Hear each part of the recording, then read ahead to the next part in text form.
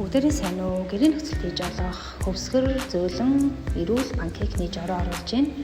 Өндөх дээрэс нь сахар хийж өгнө. Тэгээд давс хийгээд 3 орцоо маш сайн холиод өгнө. Тэгээд дээрэс нь баг зэрэг 9 тарга байвал маш гоё хүсэж өгдөг.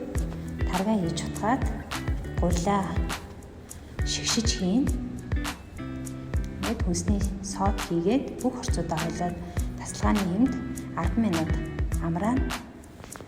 Хайрглын тавгандаа цэцгийн тос хийгээд зуурмгаа хүнсний утанд хийгээд ингээд тараагаад өгвөл нэгэн жигэд бас гоё болдог. Ингээд дунд зэргийн галаар нэг талдаа 2 минут эртээ шарна.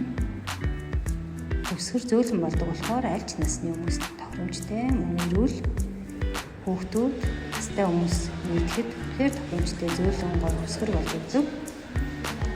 Таад манд туршаад үзээрэй. Хамттай эрүүл панкекээ гэртээ хийгээд дээрээ бичлэгтэй хамт байсанд баярлалаа.